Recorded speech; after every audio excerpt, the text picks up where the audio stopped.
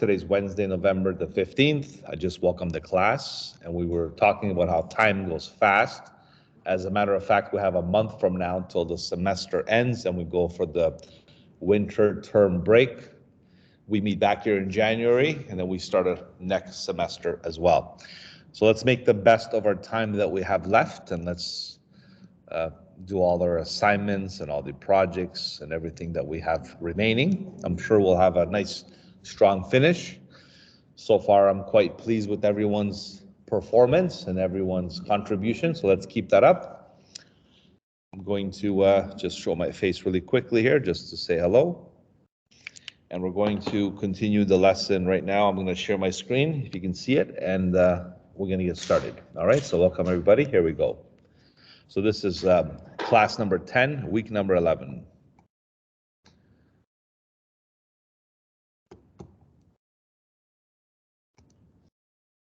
As I mentioned earlier, we're going to be accessing the Blackboard portal, and we're class 10, class 11 module. So under the Photoshop module, because the Illustrator module is finished, right? So we go to the Photoshop module. Under there, I have all the stuff that's kind of laid out for us for the remainder of the semester. So we're going to go under, we finished the introduction. Okay, that was a very simple introduction lesson into Photoshop. Last week we got into the Facebook ad. It's important that you, when you do web production, you can just produce social media ads. They're really popular right now. So the fact that we did one, and you gotta get to do one as an assignment, it gives you that perfect leverage to know how to design it and execute it in a timely manner. So that's why you get a Facebook ad assignment. Due, by the way, it was supposed to do today, but I realized I gave you an extension for next week. So make sure that's all finished. If you do have it finished today, you can hand it in and get it out of the way and move on to other things. Okay, so then we have the MacBook Pro. We used all this for last week. So this week we're getting into class number 10. By the way, I like how we finished off last week's lesson with a discussion forum. So I like to do this more going forward. We'll do more of these. This is what everybody did for last week. So I can see everyone's contribution. I always want to encourage students to participate and keep their progress up, so I can see everyone doing wonderful jobs like this, putting their stuff together. So if you haven't had a chance to post your stuff, please do it. Okay, I like to just kind of monitor your progress. I can't always, address everyone individually. Sometimes I try in the classroom here and the messages or emails, but it's nice to see everyone partake in these discussions. So please, when I ask you to do this, I expect you to do so, okay? All right, so that's that one there. So this is class number 1011. I need you to download this layers.zip file. Just like the one we did last few lessons, this one's integral for you understanding how Photoshop uses the power of layers and assembly to create any type of composition and creative design. So download this file here, layers.zip. And I'm going to download that on the desktop file. So go ahead and do that with me. This is web page image sources. We might start that next week, actually. So this is how it's going to go. I'm going to put this on top so it's in the right order. This is today's lesson. This is next week's lesson. Because this lesson here covers, this folder here covers a lot of information. So if we get this done today, very good. We won't do every little thing in there, but I always have extra stuff to give my students. So we're going to cover the most important aspects of this folder. Then this is for next week here. All right.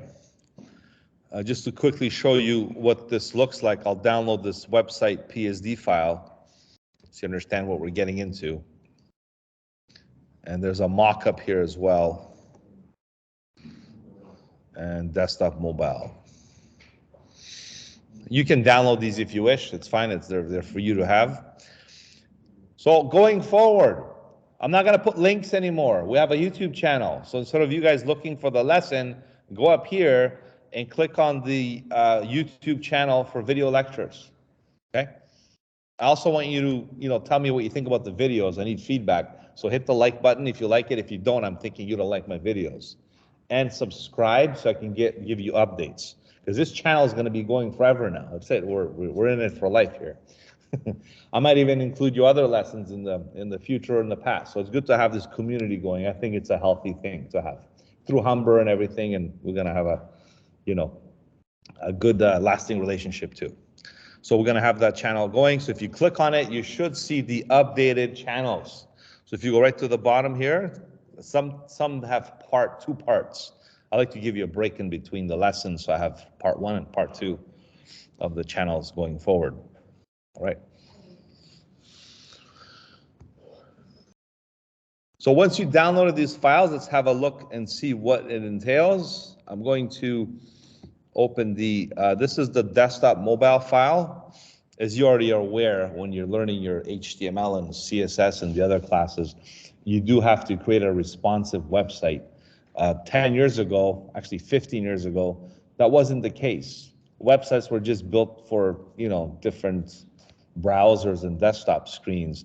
Ever since the smartphones kind of took command and became a necessity in everyone's life, most people, as the study goes, most people surf the internet on their phone.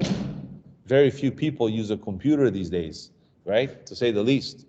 Only professionals like us using software and development tools and stuff, we need a computer. You can't do everything on a phone, and you guys know that, right? I always check out these apps that can design and do all these nice things.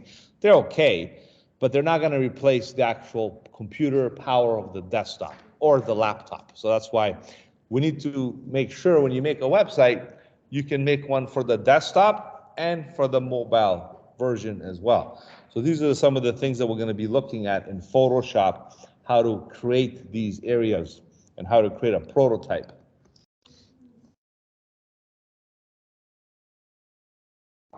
This is an actual file. I'll show you a finished version of how it's laid out in Photoshop to make like a website.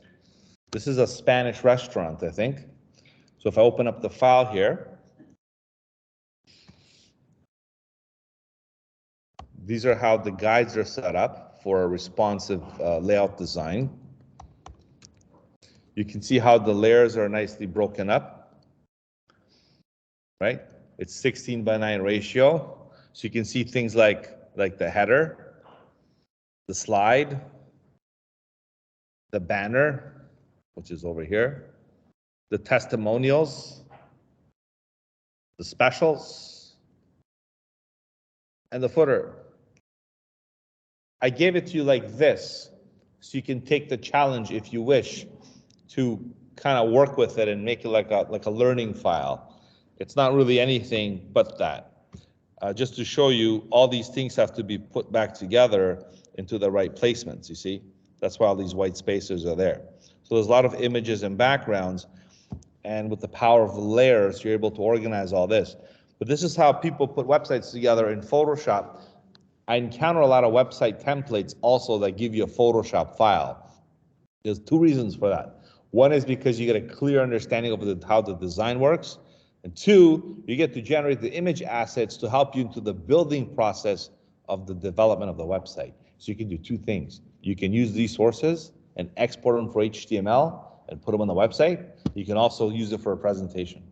So it's really important that you understand how design works, and Photoshop is a great program for that. It's got all the tools you need to execute this kind of thing. If you're hungry this morning, I apologize. I had to show you some food. Maybe we'll do it after, okay? So we're gonna close this one down because I'm just quickly showing you what this stuff is so you understand. And then there's this one here. This is how we learn how to create an actual breakdown of a website. So you get to create like the sections, the header, the footer, the hero banner, the columns, the rows, and all that stuff to make an actual functioning site. So next week, we're gonna get into this stuff, okay? But today we have to finish our very important lesson, and that's this one here called selections. So make sure this selections, sorry, not selections, layers. So this zip file that you just downloaded, again, I'll point you one more time in case you're wondering, because there's a lot of stuff I know. So again, you're looking at class 1011. I'm giving you a quick glimpse on these other items for next week, But what's important today is this file here called layers.zip. So I need you to download it with me so you can practice hands-on on how to do this stuff. So layers.zip, click download, and this is what it looks like when you open it. You're going to have multiple folders in there, a lot of folders actually. A lot of them are repetitive and redundant from what we did before, but the most important ones we're going to cover are this one here, layers. I'm going to label it like maybe green so we can execute it. Blend modes, effects, and layer mask. These are the 4 more important lessons that we're going to cover today. We're going to cover these folders today.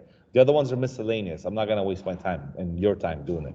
But just to show you, like this one is good for practicing called homework. If you open this file, all it does is just teaches you how to work with layers. You can have different layers and you can see how many layers there are. This is a nice animal kingdom. And the exercise here was to select each one and give it a corresponding name. So this is called polar bear. This is called a horse, giraffe, and things like that. And know how to organize your layer structure. And even do Command or Control T, you can resize the animals larger and smaller. And you know, this is just to have some fun and understand how layers work. Okay, so if you want to do this, like I don't want to waste time in the class here, do it on your free time. You can definitely practice with this file here. It's not necessary. This is just a fun little exercise. So I'm going to put it away for now. And same thing goes with these other lesson files. Like this is like, for example, a preference tour. This is an older version of Photoshop, so it still covers today's versions.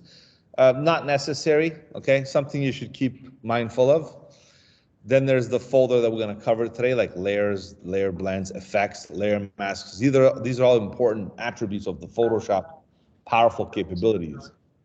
It will have content towards. Yeah, it depends on what you want exactly. For which dates. Here we go here. How's it going? Hello? Somebody has their mic on? I muted him. It's fine. Okay, thank you. Okay. So we have the effects, the layer masks, all these 4 important items we're going to cover. Content-aware scaling is something we looked at last week. It's just another little exercise. What I like about these is the actual step-by-step bullet points and handouts that it has. And there's the smart object here as well. This is important. Actually, I might cover this one also. Let me just make it green here. And image size is just how image size works. Obviously, the higher the resolution, the better the quality of the photo. So if it's in the thousands of pixels, or if it's the dots per inch is increased, that's when the quality is better. If it's a small resolution, it'll look smaller. The problem is you don't want to make small images and enlarge them because they get pixelated.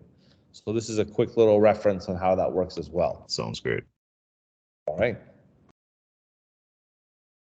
Let's see who's the chatter here.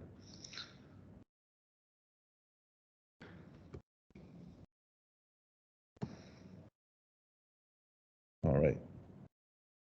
We got Jerome here as well. Jerome, is that your mic going on and off there? All right, good morning.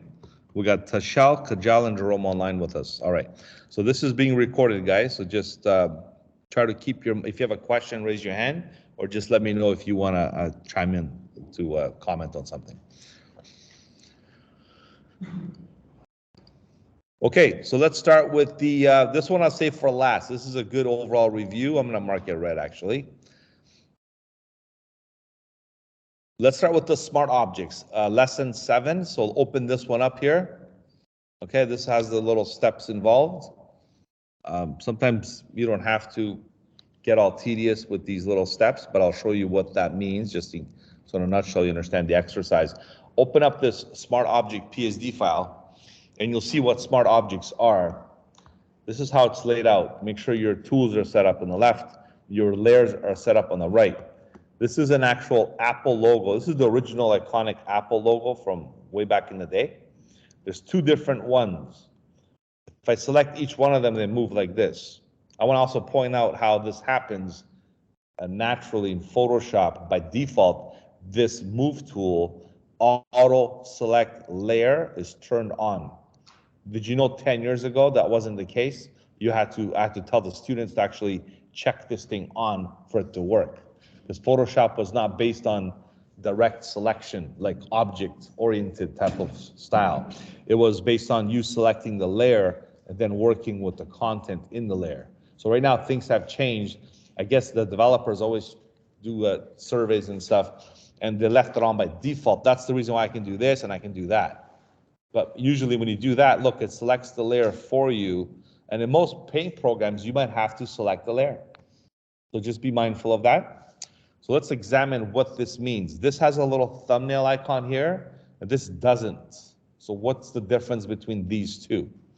Well, the one with the little icon underneath in the corner means it's a smart object.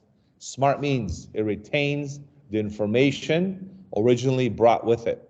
And usually that happens when you place a graphic in your document. So let's see what happens when you select both of these layers with Shift and press Command T under Edit, Free Transform.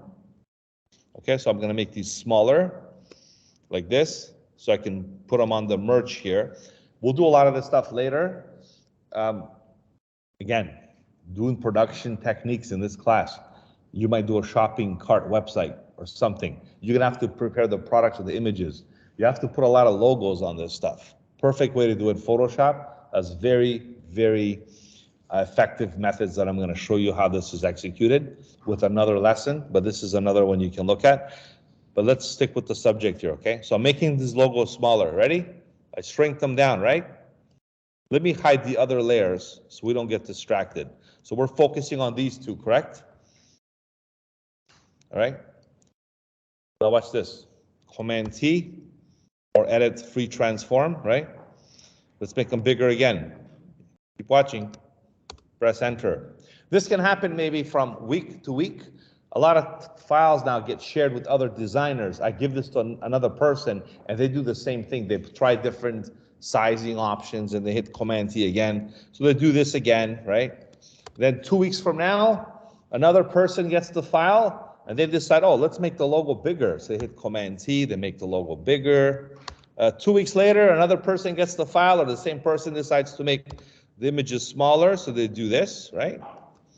And then 2 weeks again go by, you get the point, right? Look what happens if you do this too much. What just happened?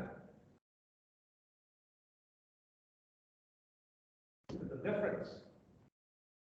This is what happens when you don't have a smart object versus a rasterized layer. Which is the one that's smart? The one with this icon.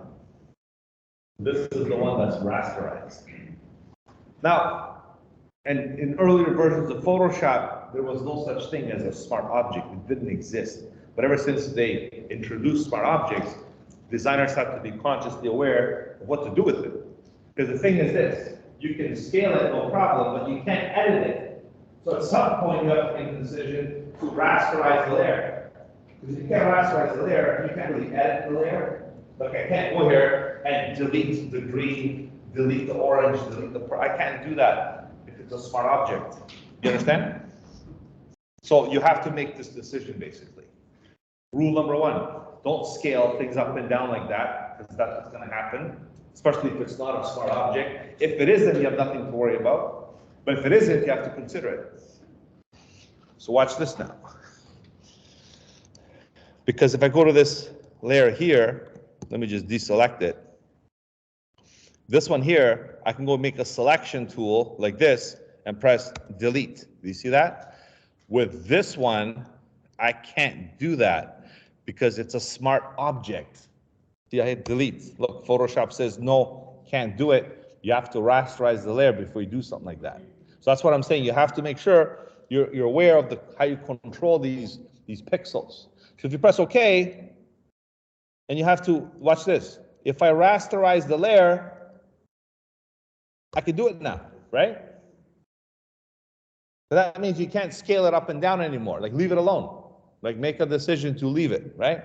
So do your design first, do your scaling, and then you can start editing your stuff. So it's something you got to be aware of. And of course, with the magic wand, I can go quickly and delete whatever parts I want, see? Right? So this is why it's important you understand a smart object versus a rasterized layer. Okay, just be cautious of it. Okay, let's move on to the next one. Any questions, by the way? So again, this is a smart object. Let me just show you again. If you go File, Place Embedded in Photoshop, that's how you place graphics in your composition. And I select, let's say, I don't know, this logo here, right? See that? It's a smart object by default. So you don't have to worry about it. But if I want to get rid of this white background, I can't delete it unless I rasterize the layer, right? And then I go to the background eraser tool, let's say, the background or the magic eraser tool, and simply just do that, right? And click here, and click over here. Whoops, I missed, I think. Right? So this is what you have to be aware of. And then it's the rasterized layer. So if you want to edit the layer, you have to rasterize it. There's no other way around it. But if you don't rasterize it, you can scale it without getting affected. All right. Oh, sure. Yeah. So this was a lot of times when you bring in graphics or logos on the internet, they have a white background. The best way to get rid of the white background is to use the magic eraser tool. There's many ways to do this, but this is just one quick step solution with a tool. And make sure this layer is rasterized, okay? I already rasterized it, so make sure it's rasterized layer. And then you can go and just click in the background. It'll just delete the background. And if you click on the little D here and the E, there's a few holes you have to fill, and it's done. Then you can go ahead and, you know what some people do later when you do that? Watch this. This is my little trick I'm going to share with you. Ready? Then you come here, and then you convert to a smart object. When you convert to a smart object, now you don't have to edit it anymore. The background's deleted. You can then go ahead and do your scaling back and forth without getting affected. So you can do reverse engineering. Okay? You can bring something what it is, fix it, bring it back, and edit it. Something like that, right? I'll show you other examples. This is just like a quick little show and tell kind of thing. Let's move on to this lesson number 3, blend modes. Open that up, please. And you have a similar scenario here with this image, very popular amongst web production techniques. You get to put a logo on a merchandise gear. They call it merch. So maybe you get to do some, or swag or whatever they give out at these trade shows and tournaments and company functions. They do put the logo on top of the actual products here. The problem is this file was already done and saved over, so I didn't want this to show like this. So if you close your eyes for 1 second, I'm gonna fix it. I'm kidding, just look what I'll do. I'll just select this. I'm gonna hold shift. I'm gonna shift select. I even put the Toblerone logo in there. And I'm gonna select with shift all these logos, right? And I'm gonna make this, instead of multiply, to normal, because this is what the logos looked like. This is what the file looks like, right? So basically when you bring in logos, like a white background, this is what it looks like, right? The problem with this is the quality of the pixels are really bad. So you can't use the magic wand and delete it. It'll look worse actually, right? So the one quick solution, and even this works even if it's good quality or bad quality, doesn't matter. The solution is this: you multiply the blend mode. So the blend mode multiply means this. Let's click on the Toblerone. This is off the internet, I got off a Toblerone logo. It's situated right here. Instead of normal, right? You change it to darken or multiply. Multiply is the more favorite one. When you multiply it, it gets rid of the white background. So you see the other example, I deleted the white background with the magic eraser. You don't have to do that, you can just do this. And then the logo looks like it's superimposed on the product, whether it's a jersey, a shirt, a mug, a coffee cup, whatever it is. That's how you superimpose graphics. Same thing happens here with this one. It's got the white background. So anything with the white background, if you change this to multiply, it gets rid of it quickly for you. That's why blend modes work. And yes, there's other blend modes. Some are more creative, right? There's different things you can do depending on the effect. But this is the more common ones. Multiply. Look, this has two. I'm going to shift select, multiply, or darken. You can use either one. I'll use darken for this because it's got the shiny reflective surface coating. So the whole point of this is to learn how to multiply white backgrounds onto objects. And again, shopping carts, websites that sell. Look at Amazon with all the products and stuff. They want to show how it looks like on the product. You can't just sell something like plain. They put a logo on it. They put a brand name, and that's where they sell it. So this is how they do this multiply thing. Just to touch up on this better, look at this. There's a handout for this explaining thoroughly what this means. So basically, multiply is what I just did, right? So the blend mode specified in the options bar controls how pixels in the image are affected by a painting or editing tool. It's helpful to think in terms of the following colors when visualizing a blend mode effect. The base color is the original color on the image. The blend color is the color being applied with the painting or the editing tool. And the result color is the color resulting from the blend. So I know it sounds very tedious and kind of like, back and forth, but that's exactly the definition of that. So all you have to remember is which blend mode to use in what instance. In this case, we use the multiply, and we opened that file and did just that. Multiply gets rid of the white backgrounds. That's all you have to remember. Even darken, okay? Okay, now this is the opposite one. It's called screen.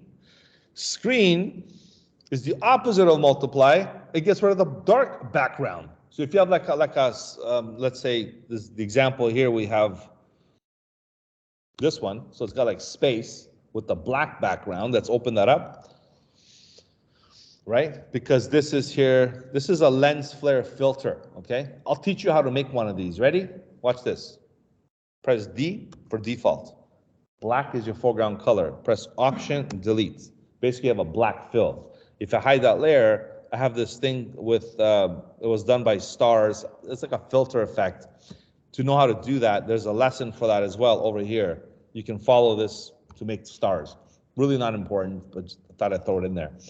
So basically, what that means is I have a black background, right? And how do I make a sun from scratch? Just like we did the first lesson, Photoshop can do lots of stuff on its own. So watch this. I'm going to go to Filter, Render, Lens Flare. This has been in the program since I started using Photoshop back in the late 90s, right? That's when this lens flare came out. So lens flare was like a cool thing. It's like a lens effect from a photographer's lens, basically. And what it does, it gives you this, let me hit the preview button. I don't get the preview. You can pick the type of lens you want. There's a 50 to a 300 millimeter zoom lens. There's a 35, there's a 105, there's a movie theme. I'm gonna go with the 105. So it looks like the sun is kind of beaming down. I can increase the brightness if I want, right? And once I press OK, it'll give me that effect. So I just showed you how to do that very quickly on a black background because lens flare works with dark backgrounds. Now, the opposite of what I did earlier was if I try to do multiply or darken, you see, it's gonna go through that part there. So the white dissipates. But if you go to screen or lighten, the black blends into the background. So again, if it's normal, or if you go to screen, so the black kind of blends into the background that way. So that's how you can do a cool effect by blending dark or light colors, right, in different ways.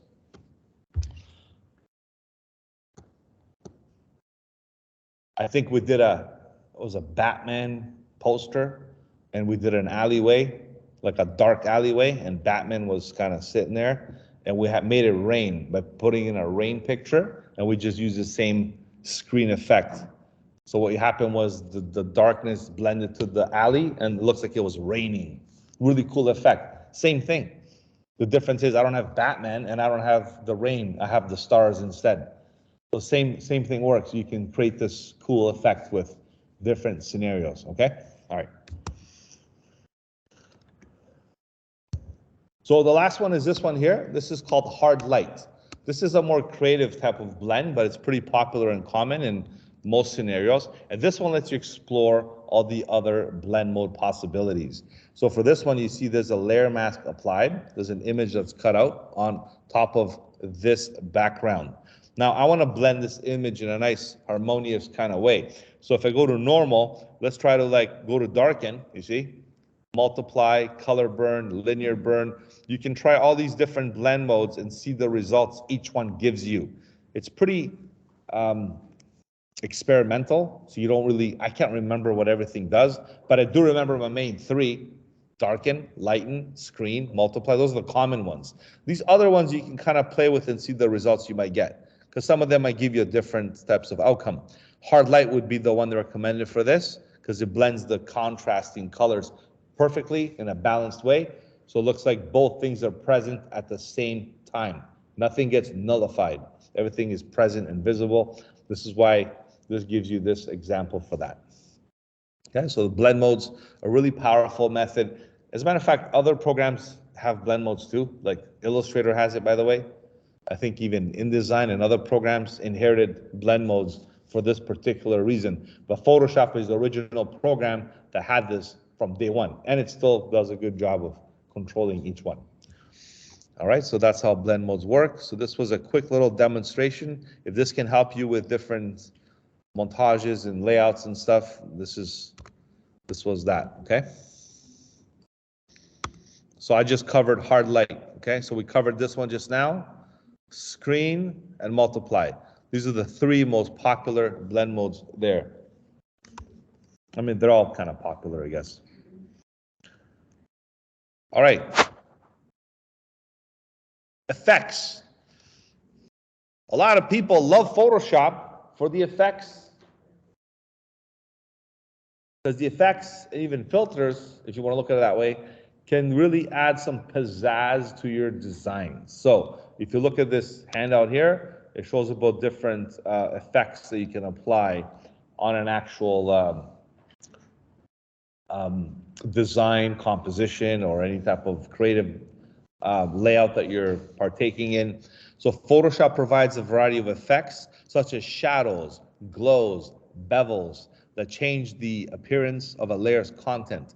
Layer effects are linked to the layer contents. When you move or edit the content of a layer, the same effects are applied to the modified content, and so on and so forth, okay? So a layer style is one of the most effective applied to a layer or layer group. And you can apply one to the preset styles provided with Photoshop, or create a custom one. So we're gonna make a custom one, obviously, which gives you a quick little description of what these things are, okay? So there's glows, drop shadows, and bevel and emboss. We're gonna make this from scratch. So lo and behold, let's open this one here. Double click on the first one. It's called Glows. Open it up.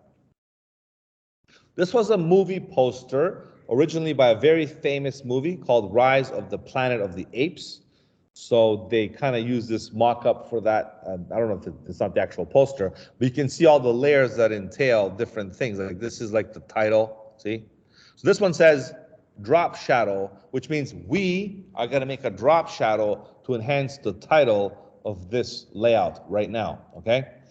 This here is the shadow of the planet. You see, this was done manually with an airbrush to create the shadow like of the planet, to make it look more three-dimensional, okay? And this is the actual planet itself, okay, just to show you. I'm just press Command Z, I don't want to mess up the whole thing. This is how they created that nice cloudy texture. This is all it is, a filter, right? And this is the stars thing that is, there's a step-by-step tutorial on how to do that, with some credits on the bottom. So if you look at your layer aspects, this is how you can control everything that's there, right? but we're here to do layer effects, okay? Layer effects or styles. So what we're gonna do is here, this drop shadow one, okay?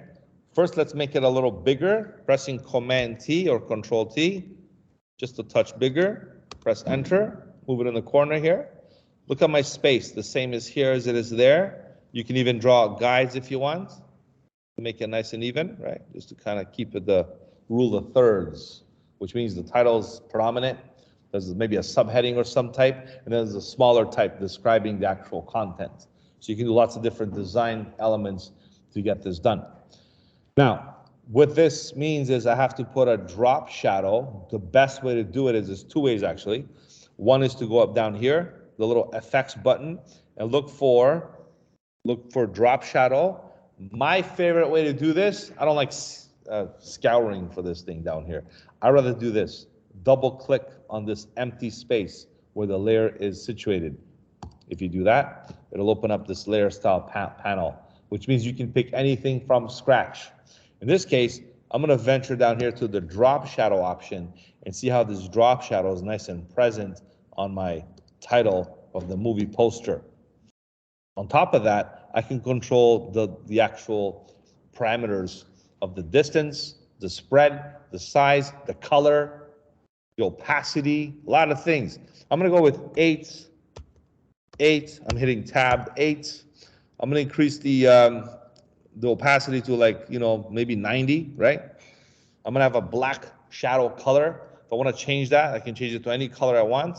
I can make it like yellow if I want. I don't think it's appropriate though, because of the way it's even blended to multiply. You see how I showed you blend modes earlier? The blend modes are integrated with the effects too. So you can actually apply an effect and a blend mode. Because if I go to normal and I make this, let's say yellow, you'll see yellow drop shadow. But because it's a multiply, remember it multiplies with the effect. That's why I'm going to use, like, usually shadows are black. So I'm going to go with the black fill, right? And I'm going to use a blend mode of maybe multiply. And even if you don't, it still works, okay? And then you can use that for your title, okay? So it gives it a really stronger presence. All right. And you can control the angle. Look at the angle. You can go from here. Where's the light coming from, right? So I go from the top left corner. Usually I like to go with a 135-degree angle. And it's called the global layer. That means if there's other light factors that come into the equation, they're all going to follow the global rule. There's only one sun shining down. So all the shadows follow that order. You can't have a sun coming from here, a sun coming from there, and a sun coming from there. You can't have, there's only one light direction coming. That's why it's called a global rule. This is the reason why there's a global light attribute there. So just make sure it's on, basically. Once you click OK, there's your title with the drop shadow effect. All right, now this is the shadow, so I'm going to leave this alone. Maybe what I'll do here is reduce the opacity slightly, a little too much. Maybe I'll make it like 65, okay? And then on this one here, the planet itself, look how I'm clicking the visible on and off, right? To identify the layer, not just visibly, but actually visually here on the left. So if I double click on the far right of the layer, I'm going to apply what's called outer glow. And I can pick a color for that, maybe like a nice, that Krypton green looks good, like a bright, bright green, right?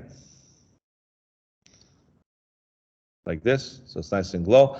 I'll even do an inner glow as well.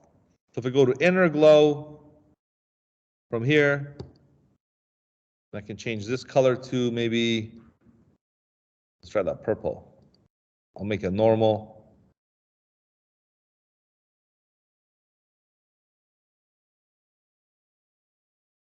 Oh, there we go. It's coming together now. Right? So it's like a pinkish, reddish type of planet.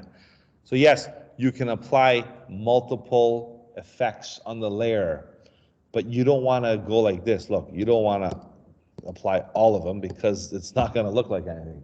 That doesn't look too bad, actually. The purple planet used to be a store back in the day. All right. So this is how you can control some of these. I would recommend no more than 2 to 3 effects at the same time. I would stick with 1, maybe 2, 3. careful. Too many things at once. You don't want to apply too many effects on the same thing, right? Every individual layer or object should have its own characteristics. So whether it's a glow, an emboss, a shadow, whatever you want to make sure it's properly applied. Okay, so this was under this one here. And lastly, I think that was the example that this displayed. So without the effects, look what happens now. I can hide the effects, right? Just by clicking on the visible, and you can see the difference effects make. It really brings up the images better, the contrast, the message, and everything else. It definitely plays a key role to that. Photoshop does really good job of this stuff. See, Illustrator can't do this kind of stuff. You know what Illustrator does, you already used it. This is when you go to Photoshop and you do these cool special effects. They do it on movies, they do it on images, they do it on anything. And right now with all the social media platforms there, and you guys have Photoshop at your disposal, you can do some really cool things, right? All right, I'm gonna just quickly save this, right?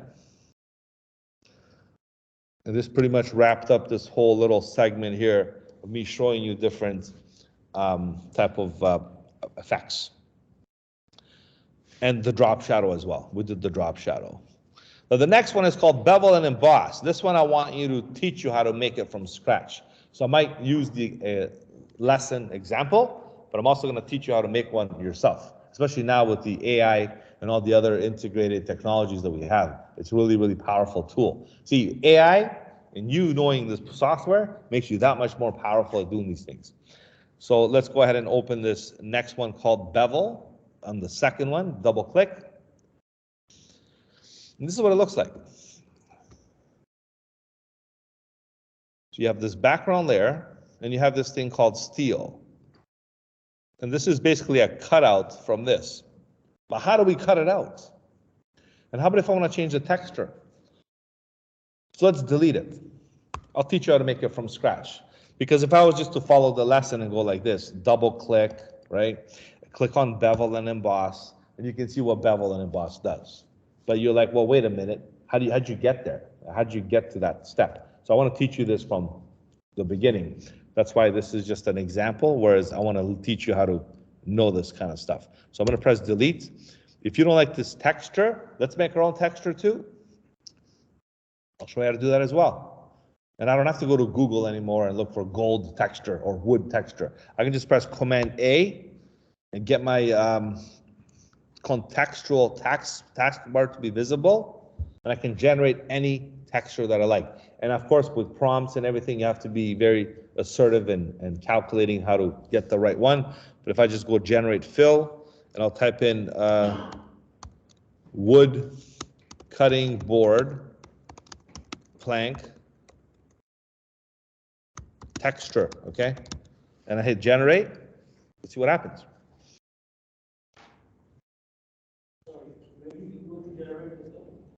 Yes. You can do it this way, or you can use it through the panel on the right. I like to use the contextual bar, and there's my wood texture instantly done in Photoshop that I can utilize for the example, you see? So again, let me show you again, right? Command A establishes the whole selection of the document. I'm not saying, hey, just make this like that. The whole thing, and then I made sure this was visible under window, the contextual taskbar. I shut it off sometimes. It's a little, it just gets in the way. So I bring it up when I need it. When I don't need it, I hide it. I don't always use generated fill. I'd rather sometimes be control my own sources. When I do stuff, I mean, you know, a lot of the sources are supplied to me. But very, you know, sometimes in cases like this, you have to create your own stuff, then that's fine. All right, so this background layer, I'm gonna delete it right now. Let's try another texture here. Let's do another one. Command A, generate fill. Let's try moon rocky surface. Moon rocky surface. Okay, let's see.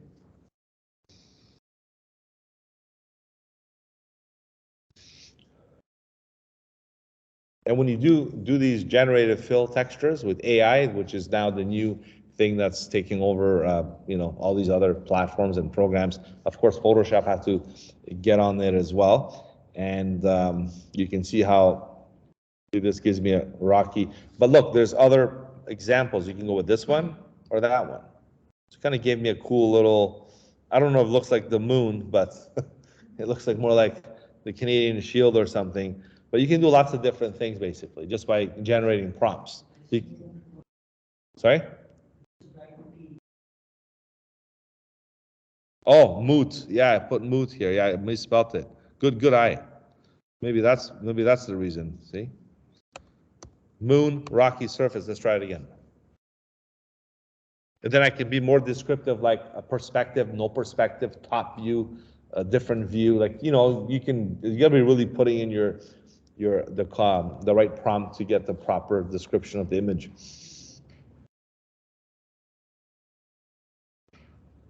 And here we go. There we go. Look, so it does look like a moony texture now. And there's another one here and another one over here, right?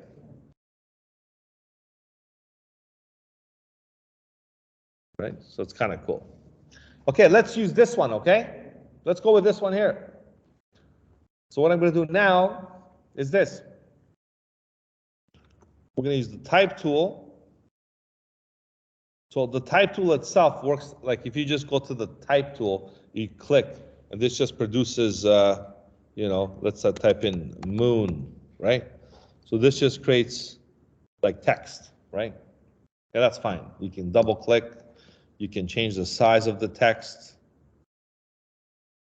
Oops, that's a little too big there. Let's go to 24.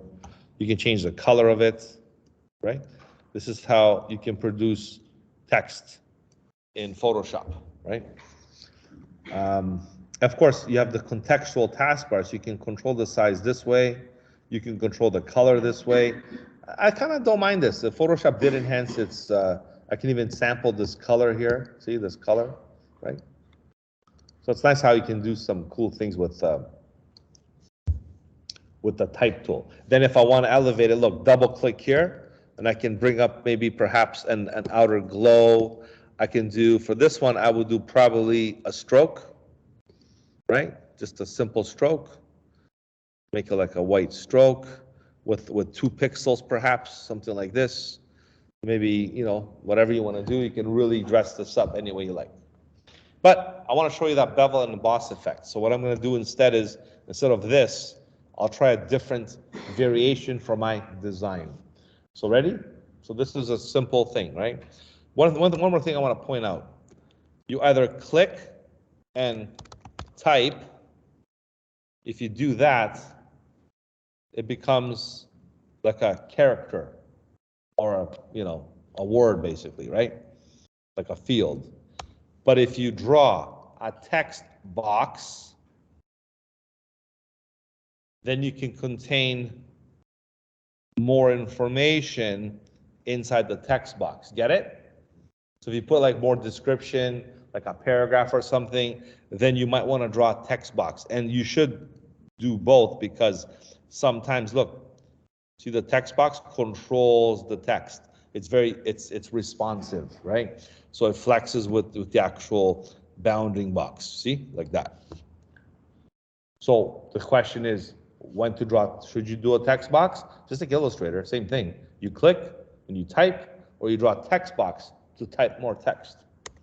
So now that we know the basics of how to apply typography, the same way you do it in Illustrator, you do it in Photoshop. Let's see what other methods are there, because Photoshop's a digital imaging tool, the most powerful one on the planet.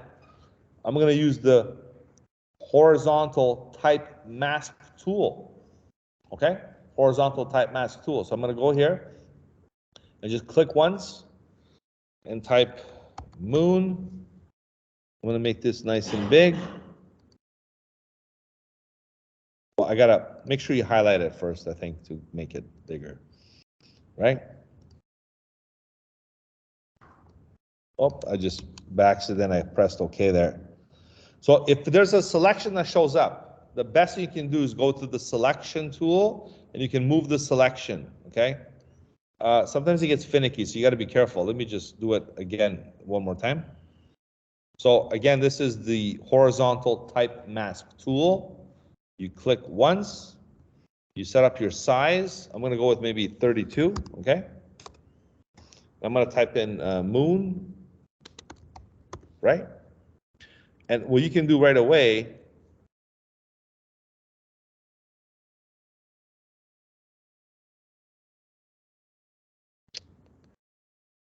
I want to keep it nice and easy for you because it's going to give you a problem if you don't do it right.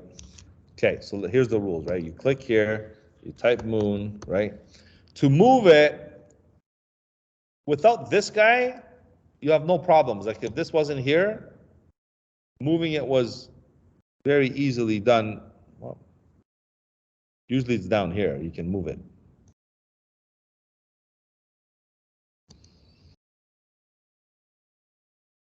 Because if you go to the move tool, it makes a selection. That's what I don't want you to start doing. And then if you move it, it'll do this to you. So I want you to be able to control this a little better. So if you just pay attention to what I'm going to say next, it's very important. So again, if you're in this selection tool, right, try to click further. Depends where you're going to align it. Click maybe, don't click too far to the left. Rather than click more like in the middle, but not really the middle, like over here. Just type there. And it's centered. You can maybe anchor it to the left or to the right. So you can control how the alignment is on the text to begin with. And then I type in moon, for example, right? Now I have a better view of it. In earlier versions, this did let me move it. Now it's not letting me move it for some reason. And if I do, maybe try this tool here. Yeah, see, whatever you do, it does this. When this happens, you have to use the selection tool, any selection tool, this one, that one. You can use the lasso, because once you're in selection mode, you got to go in the selection and move the selection. Do you see what I mean? So just keep that in mind. That's all I was trying to do and trying to keep this easy, but I think that's the only way to do it is make a selection, be aware of it, move it as a selection. And then you want to extract this to a separate layer by pressing Command J or copy and paste. That means that this now is cut out on its own, like that. I'm just going to make this visible. Let me delete this layer here. So I do have this cool moon typography extract. Like it was here. See how it's camouflaged? You can't see it. You have to move it to see it, right?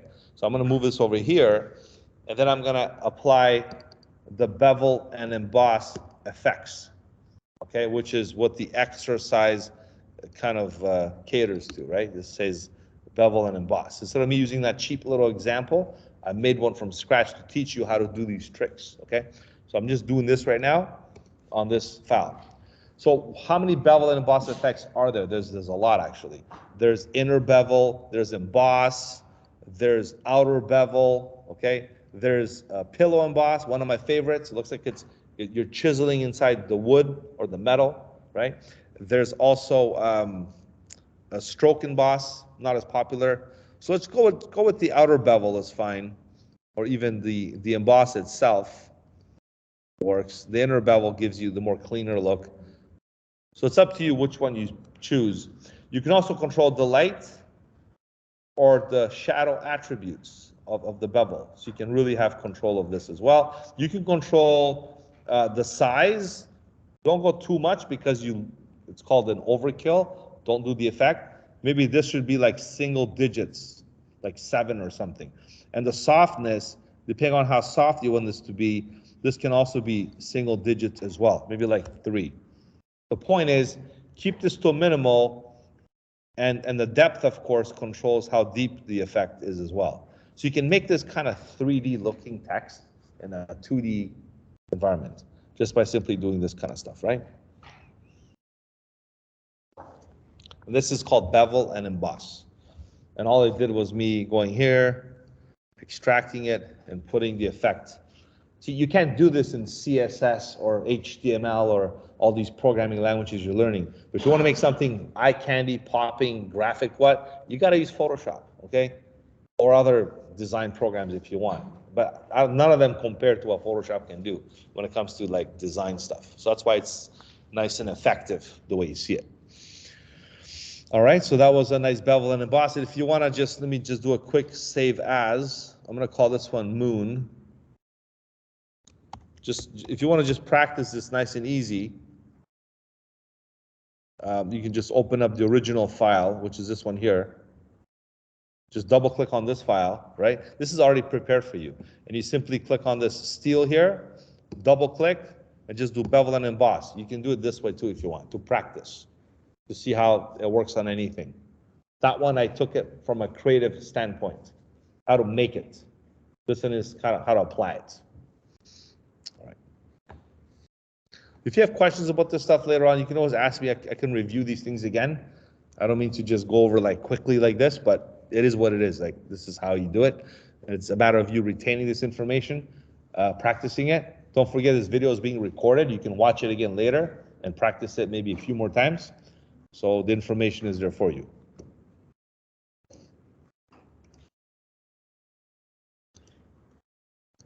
Okay, this next important one. Yes.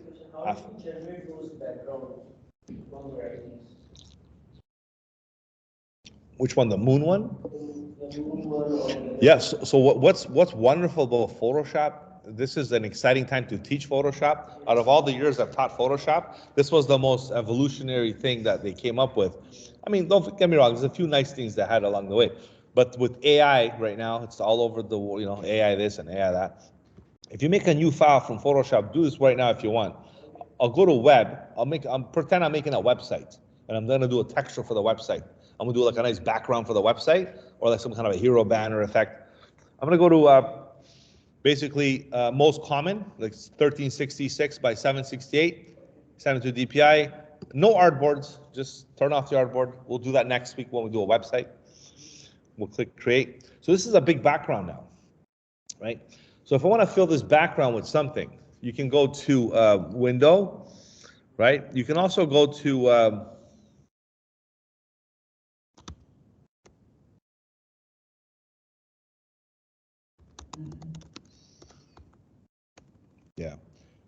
I just like to use this one here under window, contextual taskbar. So just make sure that's visible. This way it's right here. And once that's visible here, you can then press Command A. So you have to have a selection present. No selection, no result. So you press Command A. That means everything is selected. The whole white space is selected. So now this contextual taskbar says, okay, it says generate fill. Fill a what? Fill a nothing. So generate fill. It says, tell me what you want me to type in there. So I'm going to type in Amazon green forest with a beautiful waterfall.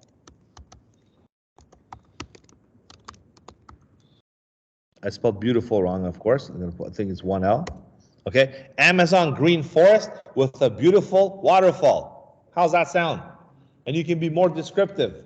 You can say, you know, you want some certain types of tropical plants to be there. You know, you want to have like an animal or something, right? Whatever. I can put a comma here. Well, let's just keep it simple, because prompting is a whole new different thing that we can learn. So let's go ahead, generate. Here we go. So before I would go to Google and look for images, right? Or go to like Pexels or, you know, Unsplash and Pixabay, right? Now you can just make your own stuff, and it's, and you know, copyright goes, you can kind of run it too. So look at this now. Let's see what happens.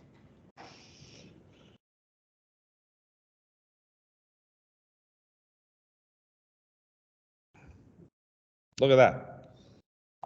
So this picture doesn't exist anywhere in the world right now but me, unless somebody generated the same thing. But then you have this one, you can go with this one or go with that one. So you guys don't have to go there to take pictures anymore. All right, so this is how this stuff works. It's amazing how you can generate things with AI. Okay? AI actually generated all this, or just find somewhere from the world and put it in? It's a collection of everything. So I'm sure there's images of trees and forests and stuff on the internet. the waterfalls. AI was able to compile its own formation. That's why if you do people, remember the fingers look all bad and stuff? Like right now, watch this. Let's say I go like this, right? Now I'm gonna make a selection here, right here, where the waterfall is. I'm gonna make a selection like this, and I'm gonna generate Black Panther. Or let's put a Jaguar, actually. How about just Jaguar? Cat, Jaguar cat. There we go.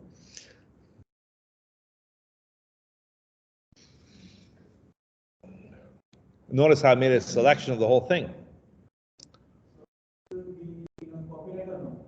Sorry? This can be populated or no? Because all the images are from the internet, so we haven't done anything. Well, that's the thing, right? I mean, it's a gray area that people look at this. I mean, even this one is not the greatest, but you can put the Jaguar there. Like, who's gonna prove to me that that's their picture? You know what I mean? It's a very argumentative thing. But that picture could exist on the internet. I don't know that, right? Could be, could not. But the fact that you have this now, but be careful, because if you move this around, it brings the background with it. You see what I'm saying? So it does match the background, but it's a little. Now you guys know Photoshop, and now here's what you can do. If you really wanted this picture, right? You could go and use the let's say quick selection tool, right? Get a nice selection of the Jaguar, quick mask mode, right?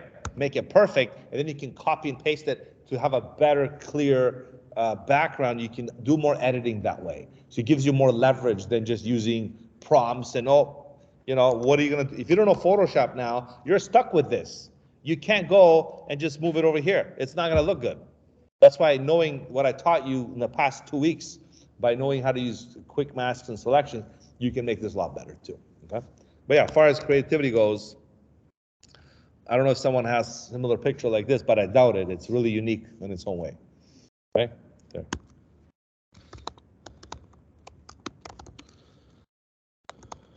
Amazon Forest. Now watch this. When I save this,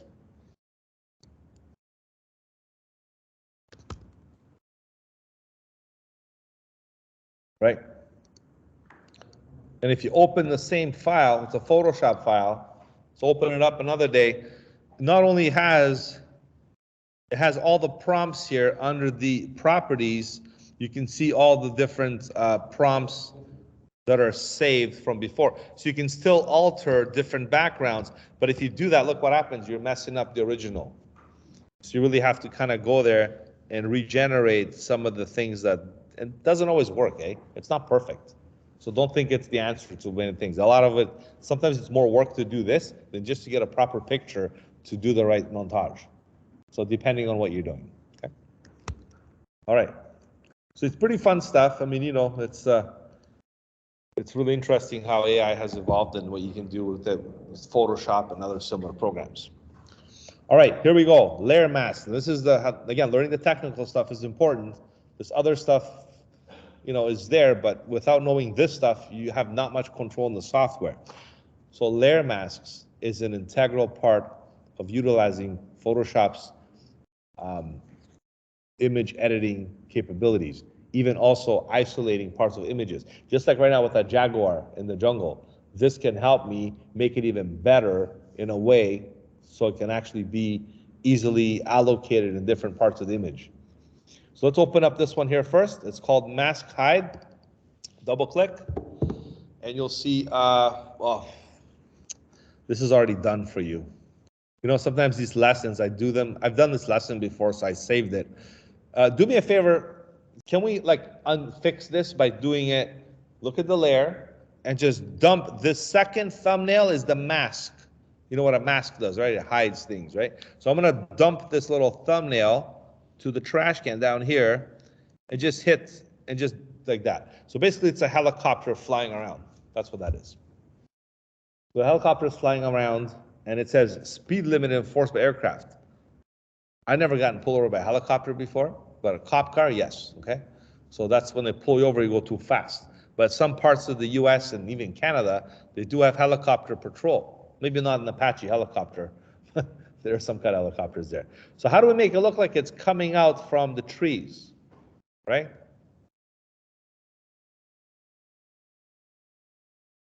So to make it look like it's hiding behind the trees, it's like an effect we're making here, right? First, we might make it smaller or bigger. So Command T, right? And notice how this helicopter is a smart layer, okay? It's a smart object, I should say. Smart layer, smart object, okay? So to make it look like it's hiding here, so you can't see it, it's gonna surprise everybody, you gotta make a mask. And this is a cool effect you can make with typography, backgrounds, images, anything. So to do that, you're gonna go to Layer, Layer Mask, Reveal All.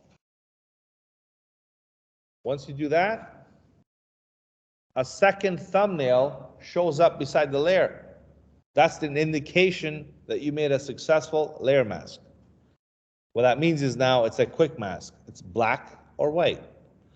So black takes away from the mask, white reveals the mask. So what you have to do is use a brush. So B for brush, okay? And you're gonna use black or white as a foreground or background color. So I'm gonna press D for default, okay? So I have white in the foreground color, and I have a mask selected. So if I go here and just do this, nothing. Well, white's a revealer, so it's not gonna really hide anything. But if I press X, X switches the black to the foreground color, the white becomes the background color. With the black now, I can start deleting stuff in the mask like this. See? So you're gonna ask me and say, why don't you use the eraser? Just erase it. Why are you using a mask, right? What's the point? What's with the fancy stuff, right? Well, the fancy stuff is because, look, if I do this, right? Let's say I mess up and I realize it 2 weeks from now that I made a mistake. Because it's a mask, you can always open the file and correct it, right? So it's editable, which means I can go X, bring the white on the foreground color, zoom in, make the brush smaller, and I can fix the little details right now, because I can bring things back, you see? That's what the mask does, hide or reveal. So I'm gonna go all the way here, basically go all the way like this. You see what I'm doing here? And that's what makes this a little more realistic and easy to execute as a mask layer of displaying the actual pixels. So this is how layer masks work, okay? Now, in conjunction with this, you can do a lot of cool creative effects. So let's go ahead and close this down.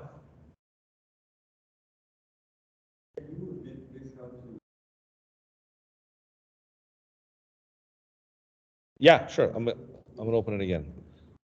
So let's start from scratch. Usually you don't have them. How about I bring in, let's bring in a new picture, okay? I'm gonna delete it, right? I'm gonna go bring in, I'm just gonna go over here for a second. I'm gonna bring in helicopter. Maybe a more user-friendly one. Helicopter.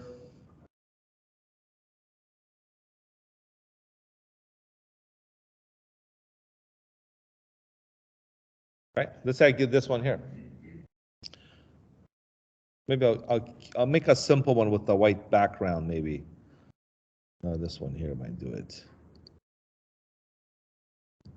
Whatever, okay. So right click, save image as. Okay, I'll save it onto the desktop.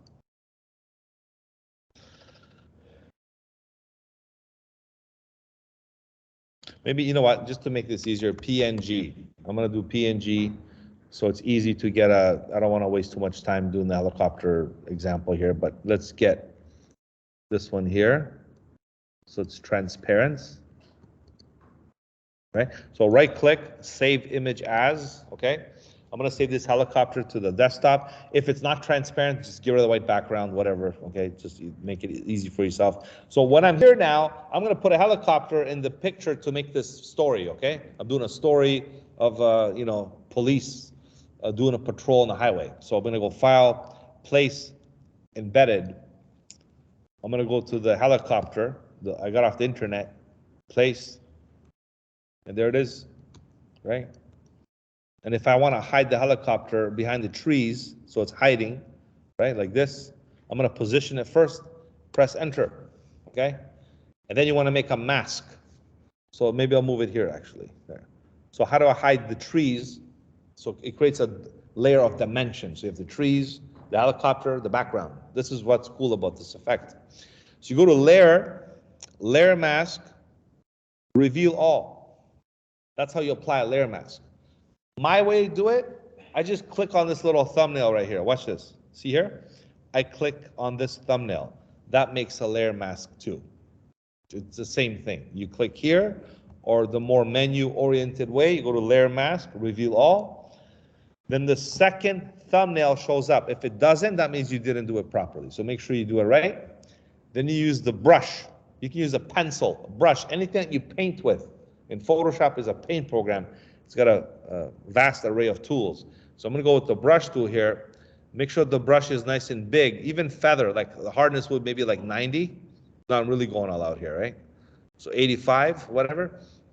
Make the brush size bigger, smaller. I'm using, beside the letter P, the 2 square brackets. Big, small, bigger, smaller.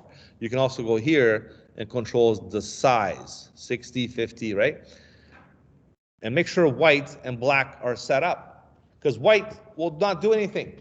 But if you press X, you switch it to the black foreground color, then the mask will work. That means I can go here and start deleting parts of the helicopter.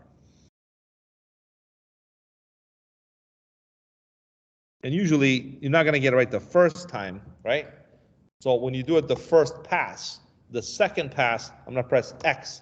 I'll bring white to the foreground color, and I'm going to do my little tweaking to fix the effect to work like it's a real helicopter. I'm just going to edge the trees a bit here, right?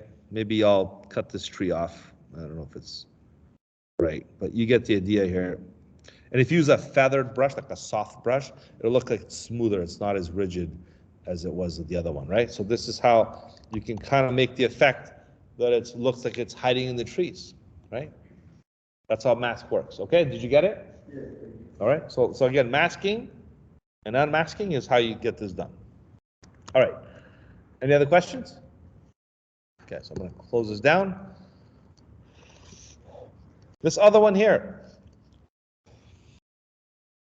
I didn't make this stuff up. It's just these pictures, okay? There's Donald Trump here. The thing is this, you can have some fun with any celebrity. This is before even, this is old, it's not even new. You can put any celebrity picture here. You can picture of anyone. And you can go and use the mask like we have it set up. If you click on the mask, and if you click on the brush, if you make the size bigger, like this, and you start, oh, let's press black here. Look at this, see? Look what happens. So how does this effect work? You guys saw the movie The Terminator, right? So that's how you can make this super effects. The way that works is because behind that layer, there's a picture of a Terminator superimposed. So a lot of people have, like, you can make yourself look like a cat or something weird like that, right? You can superimpose faces and make effects like they do with movies. And the reason why, because this group here had a picture perfectly positioned and sized like the face. So it looks like it's creating the effect like that. So once it's superimposed, you duplicate the layer and you make the effect so it looks like this here. Right? Just an example how layer masks work. All right, so I'm going to close this one down. Hope I didn't scare you and you're not going to have any nightmares, okay? All right, next one. This is an interesting one. It's got a picture of like a fish and a frog. How do you amalgamate 2 images to look like one? So I'm going to open this one next, and you'll see something like this. And with the move tool, look at this. I'll position this frog to look like, you know what a mutation is? When you mutate 2 animals together, so it'll be a fish frog, okay? So how do you make a fish frog is if you move this here, right? Oh, by the way, I gotta get rid of that layer because it's already done for you. This is an example how to do it. So put it in the position first. And everything I'm showing you, by the way, is on this handout. So everything that I'm showing you here is step by step. If you want to read it, it's right there, okay? I'm just doing a live demonstration right now with the video recording, you know, and then you guys can read it later if you want to practice it. But everything I'm doing here is pretty much on the handout. So what happens in this case, right, is you can do a transition between one image to the next. And if you use like a layer, first let's add a layer mask, reveal all, right? There's the layer mask. Then there's the brush. In this case, you want to make the hardness 0 and the size triple digits, like 200 maybe, you know, so 200 size pixels, 0 hardness. So look what happens now. You fade the pixels like this, so it's nice and faded. So it looks like it's blending in. And that's how these effects work when you want to make things smooth in a transition type of composition way. Let me teach you another one of my favorites now. This is again in the handout, okay? The best way to make a transition, and you know this, we did it last module with Illustrator, is using a gradient. So think about black and white, right? How do you blend the two together? So if I use a gradient, the gradient tool, and I use black and white, which is the basics, black and white, and I use a gradient, oh, wrong way. Let's go from right to left. Look how perfect this is now.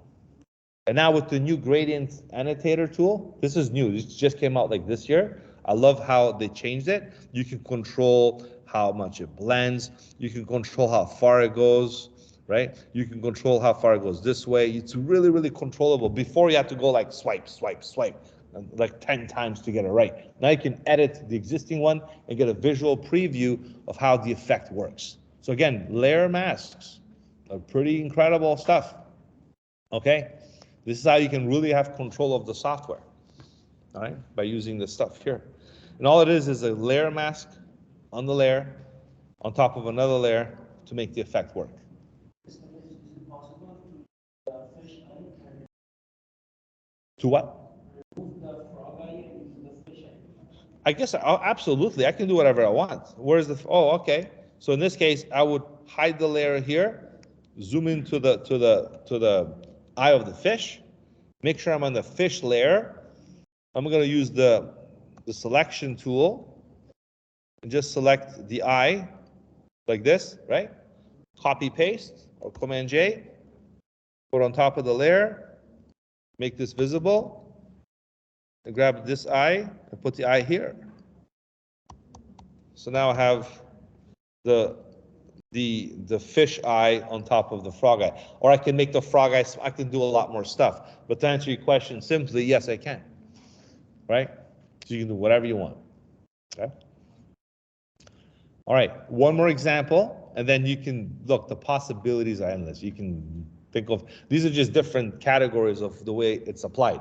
One did hiding, showing, one did special effects, this one did transitions. You see how different, they're applied differently to give you those different creative results. That's why I'm giving you different scenarios. It's not just showing you a simple, cheap little trick, but showing you the real ways how professionals use them. So I'm going to close this one down, hit save one more time. Next one is called hide mask. Same thing again, but using different color revealing methods, okay? So for this one, again, I'll do the same thing, okay? I'm going to delete this layer, just delete it. Okay, delete the layer. What we have here is a color composition, right?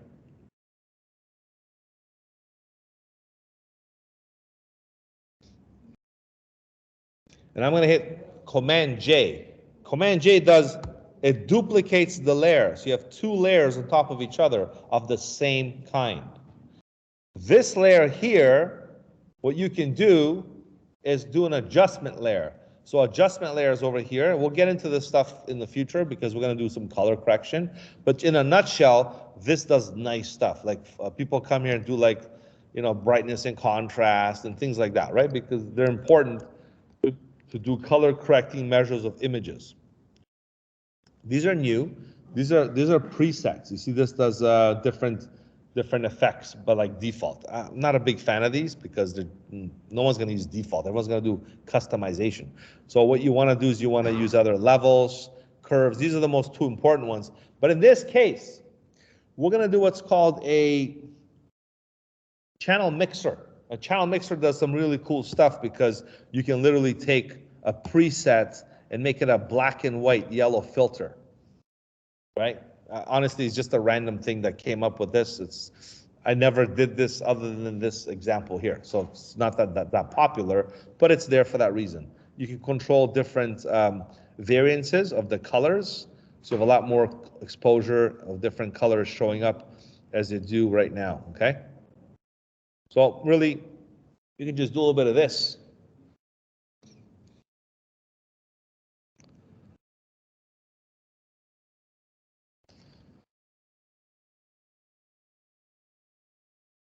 But look at this now. To be honest with you, I didn't even have to duplicate the layer. I didn't have to do that. I could have done it just with one layer and just did that on top of it. Because adjustment layer is by itself. You understand? So you don't have to really do it on the layer. That was just an extra added measure for no reason. Okay, so you do that, and then you have a layer mask. Think about it, a layer mask. That means you can hide the layer underneath, which is color. So now I go use a brush tool. I zoom in nice and easy. And look at this. I just paint the sunflowers yellow. Right? I can just go. And this is a cool effect on advertisements. Yellow Pages did it. Other movies did it, where you have different ways of showing and hiding colors on the background. So another way you can apply this layer mask in conjunction with adjustment layers for added effects. All right. Photoshop looks more powerful than Illustrator. Well, it's a digital imaging tool. I think in the world view, Photoshop is more useful. But Illustrator is more technical because think about it. Like, look what we can do in Illustrator. We can make stuff, draw stuff. Like, how are you going to make this in Photoshop? No, Illustrator. This cup, this design, this stuff. So the 3D thing, can we do it here too? Which one? 3D. It's got 3D, but there's 3D programs for 3D, right? Photoshop can do some 3D effects to a certain point. Not to take away from its capabilities, but it's not in. You're not going to get professional 3D studios use Photoshop for 3D. They're going to use Maya, all these other 3D programs like 3D Studio. Which one? Sculpture, sure, right? But Photoshop can be used in conjunction with 3D for textures, for added effects. So Photoshop with 3D go together as well too. Yeah. Which one? The first flower only? The only one? Yeah. So here I'll do this. Right? Oh, sorry. Which one? This flower here? Just yeah.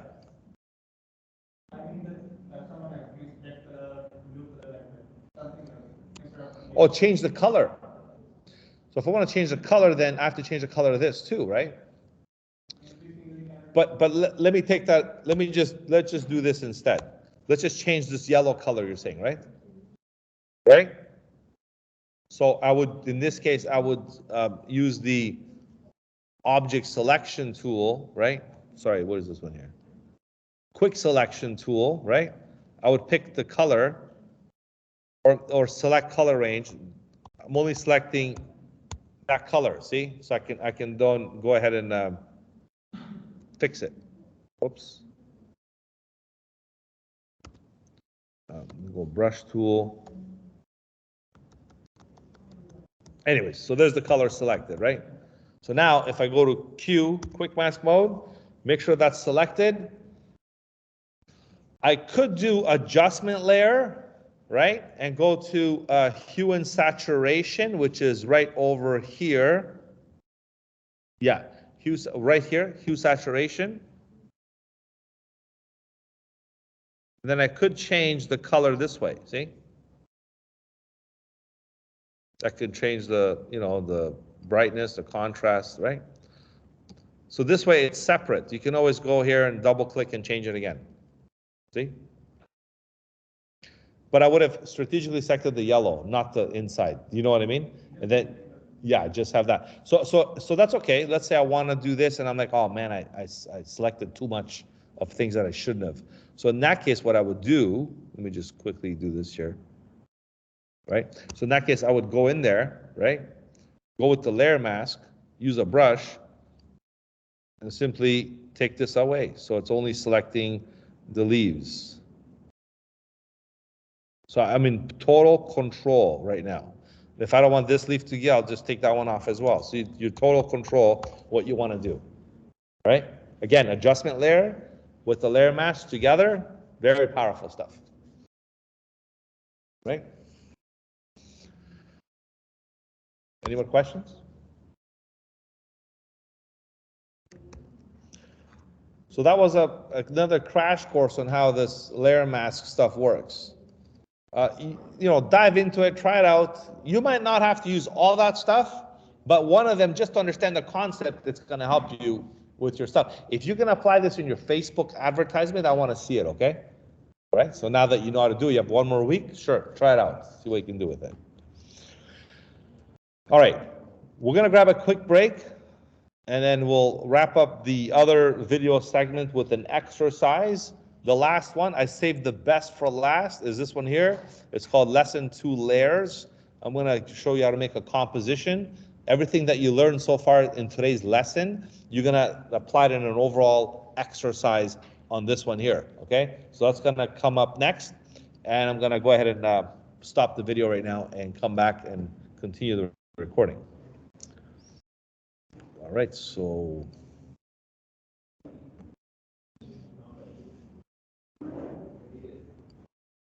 I wish I could just pause the video, but it's either stop or continue. So I'm just going to stop the recording, and I'll see you in the second video.